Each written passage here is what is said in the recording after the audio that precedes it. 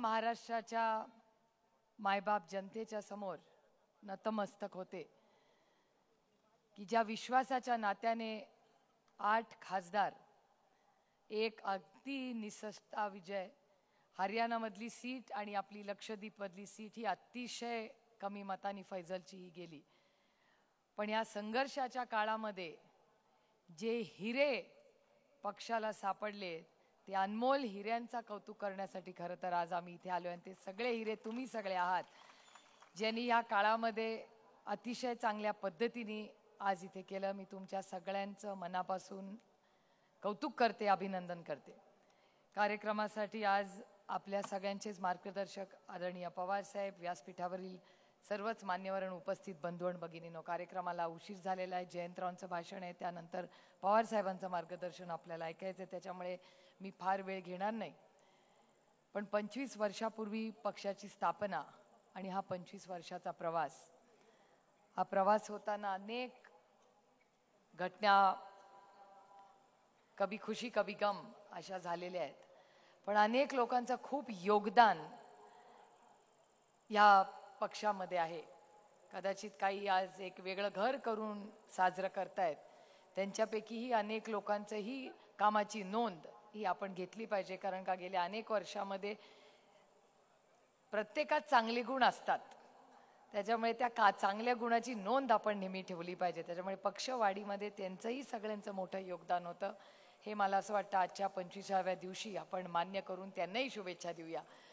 आणि हा एकच पक्ष असा असेल जो 25 वर्षाचा आहे पण त्यातली 18 वर्ष सत्तेत राहिलेला आहे आणि स्वतःच्या हिमतीवर, कॉपी करून पास नाही, स्वतःच्या हिमतीवर 18 वर्ष आपण, आणि काय तोडो फोडो वगैरे असल्या भानगडी आपण केल्या नाहीत, पण 25 वर्षातली 18 वर्ष आपण सत्तेमध्ये राहून या देशाची सेवा करण्यात जी आपल्याला ह्या लोकांनी संधी दिली याबद्दल मी आपले सगळ्यांचे मनपूर्वक आभार मानते। आणि या 25 वर्षाच्या पूर्ण योगदानामध्ये ज्या ज्या पदाधिकारी नेत्यांनी राष्ट्रवादी काँग्रेस पक्षाला जी साथ दिली त्यांचेही मी या कार्यक्रमाच्या निमित्ताने मनपूर्वक आभार मानते।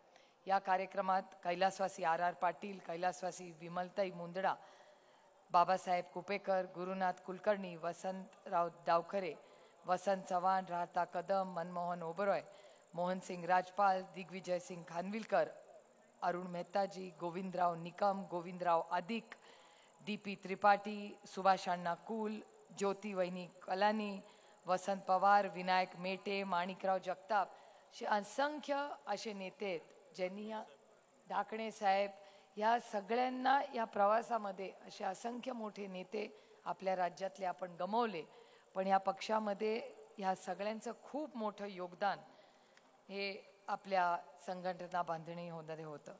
आज अहिल्यानगरमध्ये आपण जमलेलो आहोत। मला आवर्जून बाळासाहेब थोरातांचा उल्लेख करणं महत्त्वाचं वाटतं, कारण आज काँग्रेस पक्ष, राष्ट्रवादी काँग्रेस पक्षाच्या जिथे जिथे सीट होत्या पूर्ण ताकदीने काँग्रेस पक्ष, उद्धवजींचे मी मनपूर्वक आभार मानते, सोनियाजी राहुलजींचे मी मनपूर्वक आभार मानते, बाळासाहेब थोरातांचं नेहमीच आपल्याला सगळ्यांना सहकार्य असतं त्याबद्दल अरविंद केजरीवालांचे मी आभार मानते।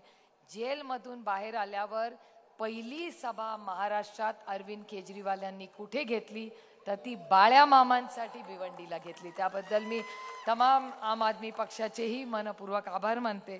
त्यानंतर सगळेच मित्र पक्ष, बारामती लोकसभा मतदारसंघात वंचित आघाडीनेही जी काही सहकार्य केलं अशा असंख्य लोकांचे मी या कार्यक्रमाच्या निमित्ताने मनपूर्वक आभार मानते।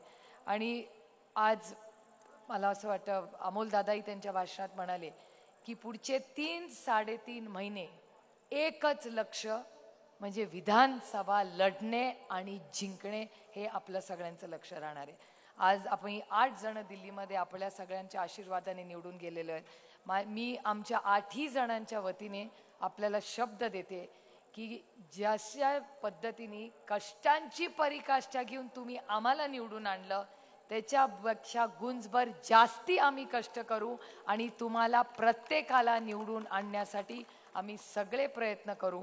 आणि एक गोष्ट महत्त्वाची पक्षाच्या वतीने मी आपल्याला सांगू इच्छिते की अनेक वेळा प्रश्न विचारलं जातं पुढे काय।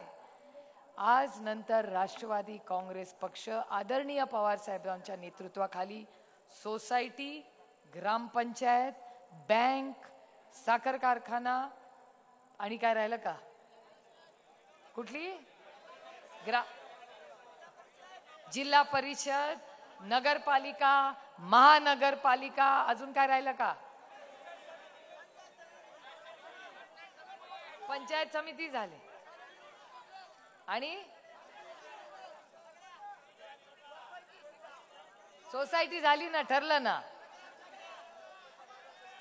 प्रत्येक कार्यकर्त्याला जिथे मान सन्मान मिळेल ही संधी तुमच्या सगळ्यांसाठी आहे. तुम्ही लोकसभा शून्यातून आपल्याकडे जेव्हा होतं तेव्हा लढला. प्रत्येकाचा मान. आणि हे बघा, मैदान सबके लिए खुला और खाली आहे. आपल्याकडे काय प्रॉब्लेम नाही आहे. त्याच्यामुळे पक्षातल्या सगळ्या पदांचा निर्णय हा होईल. पण आता एकच लक्ष, विधानसभा. जेव्हा आपले लोकसभेसाठी सगळे ताकदीने लढले, विधानसभेसाठीही जेव्हा युद्ध चाललेलं असतं ना, एकच लक्ष. मी 7 महिने माझ्या आयुष्यातले फक्त माझ्या लोकसभा मतदारसंघासाठी दिले. ना नवऱ्याशी बोलले ना पोरांशी बोलला. एकच लक्ष, लोकसभा. तसंच प्रत्येकाने पूर्ण ताकदीने संघटनेचं काम आदरणीय पवार साहेब सक्षम आहेत ते निर्णय घ्यायला. ते घेतीलच. पण आजपासून फक्त फुल टाइम विधानसभेच्या कामाला आपण सगळ्यांनी लागायचं आहे. आणि आम्ही 8 जण 24 तास तुमच्यासाठी हजर आहोत विधानसभेला मदत करण्यासाठी. त्यामुळे ही आणि 2-3 मोठी आंदोलनं आपल्याला करायची आहेत, ज्याचा उल्लेख अमोल दादांनी केला. मला अजून पियुष गोयलांचे शब्द आजही मला आठवत आहेत. मी पार्लमेंटमध्ये त्यांना सांगितलं होतं की पियुषजी, प्याज का आप क्या करेंगे. मला अजूनही त्यांचे शब्द आठवतात. मला म्हणले होते 3 जिल्ह्यासाठी मी देशाला वेटीस धरणार नाही. त्या जिल्ह्यांमध्ये काय झालं तुम्ही बघितलं. तुमचा पक्षाचा मंत्री दिंडोरीमध्ये कांद्याचा काय केलं तुम्ही बघितलेलं आहे. त्याच्यामुळे तमाम दिंडोरीकरांचे मी मनपूर्वक आभार मानते की त्या 3 जिल्ह्यांसाठी काय आम्ही करू हे झालं. आणि तशीच दुधाची परिस्थिती आहे. मी तुम्हाला शब्द देते ज्याचा उल्लेख तुमच्याही खासदारांनी केला, निलेश लंकेंनी केला आणि अमोलदादांनीही केला, की पहिला आवाज जो राष्ट्रवादी काँग्रेस पक्ष पार्लमेंटमध्ये पहिला प्रश्न मांडेल तो दुधाच्या भावासाठी मांडेल. हा शब्द मी तुम्हाला देते. आणि त्याच्यासाठी जी काही आता मला खूप उत्सुकता वाटते. एवढे नवीन खासदार आलेले आहेत. मी आणि अमोलदादा मगासपासून विचार करतोय की आता प्रश्न कुणावर करायचे. मी आणि अमोलदादा आता मागून सगळं बघणार आहे, कारण का आम्ही आता नवीन खासदारांना संधी द्यायची आहे. तर जयंतरावांनी मला फक्त सांगितलं, त्यांना फक्त सगळे काय नियम कायदे आधी समजून सांगा. ते नियम कायदे आम्ही अर्थातच ते सगळं आपण पक्षाच्या वतीने पूर्ण ताकदीने करू. पण सगळ्या साई खासदारांकडून माझ्या खूप अपेक्षा आहेत. आता संसद रत्न आम्ही दोघं झालेलो आहोत. मी तुम्हाला शब्द देते 5 वर्षानंतर आपले उरलेले 6च्या 6 खासदार हे महाराष्ट्राचे संसद रत्न पार्लमेंटमध्ये असतील. आणि राष्ट्रवादी काँग्रेस पक्षाचा हा परफॉर्मन्स मेरिटवरच असेल. तुम्ही काही सगळ्यांनी काळजी करू नका. आम्ही सगळे तुमच्यासाठी उपलब्ध आहोत. ज्याच्यासाठी पक्षासाठीही आम्ही सगळे वेळ देणार आहोत. कुणाचीही काही प्रश्न असतील, इलेक्शन असतील, ह्याच्यासाठी आम्ही सगळे आता 24/7 उपलब्ध तुमच्यासाठी आहोत. आणि ती या संघर्षाच्या काळात जी साथ तुम्ही दिली, मी तुम्हाला खरंच प्रांजळपणे कबूल करते. एवढा चांगला रिझल्ट लागेल असं मलाही नाही. आपलं लढायचं ठरवलं होतं. अभी जो जीतेंगे हारेंगे मरेंगे लेकिन लढेंगे करून लढलो होतो. आता असंच आम्ही लढलो होतो, काहीच नव्हतं. माझ्या मतदारसंघात तर सगळी गेली होती आणि जी नाही गेली ती नंतर फोन केल्यावर गेली.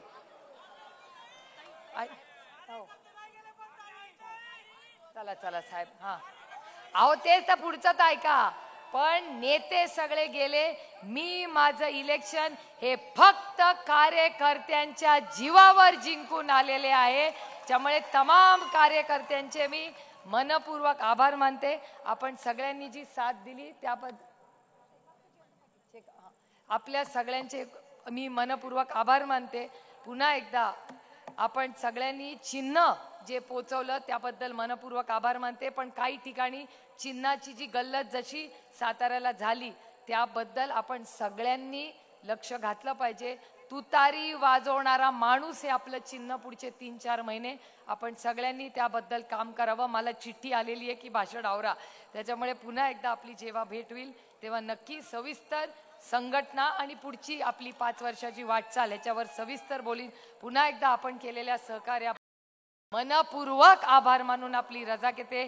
जय हिंद, जय महाराष्ट्र, जय आघाडी. देश विदेशातील प्रत्येक घडामोडींचे लाईव्ह अपडेट मिळवण्यासाठी आता साम टीव्हीच्या सर्व सोशल मीडिया प्लॅटफॉर्मला लाईक, फॉलो आणि सबस्क्राईब करा. तसंच सर्व नोटिफिकेशनसाठी बेल आयकॉन प्रेस करायला विसरू नका.